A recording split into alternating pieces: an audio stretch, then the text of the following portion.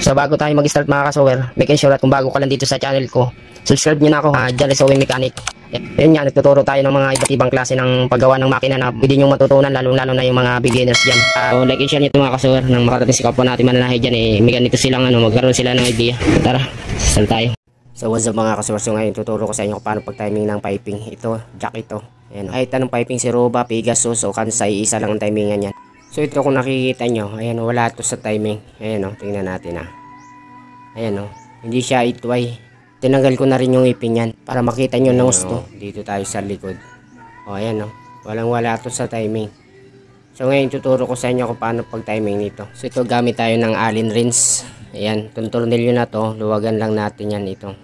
Ayan, huwag nyo masyadong luwagan So ayan, urong natin dun pakaliwa. Ayan. Ang pag-timing ito talagang eye to eye dapat.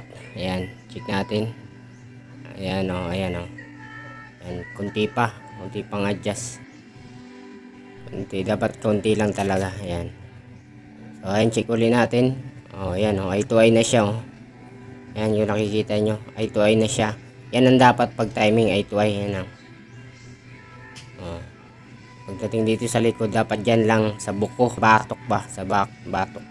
Ito sa piping, pwede mo ito i-advance o delay. Lalo na pag tinatahi nyo yung mga cotton spandex. Ayan yung nakikita nyo dito sa side. Eye to eye na siya. Ayan.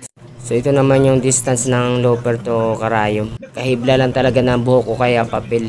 So dito naman tayo sa likod. Yan, sasabit talaga siya yan sa batok. Nasayad talaga yung karayom. Natural lang talaga yan na nasasayad.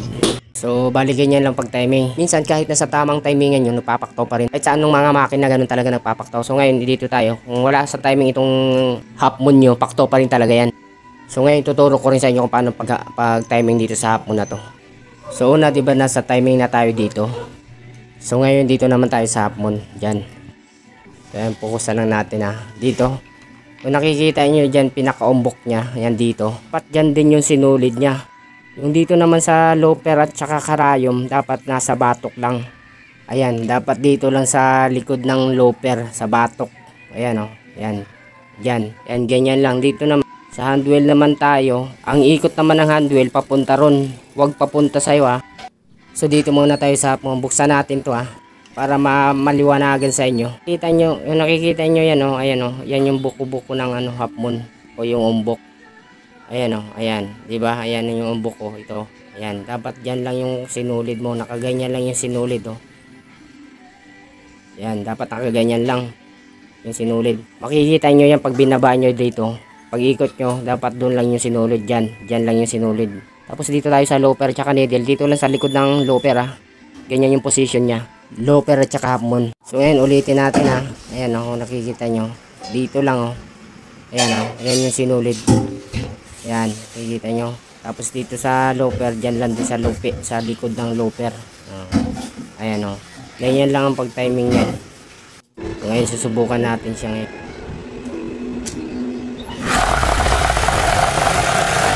So check natin. Ayan kita, walang paktaw siya, diba?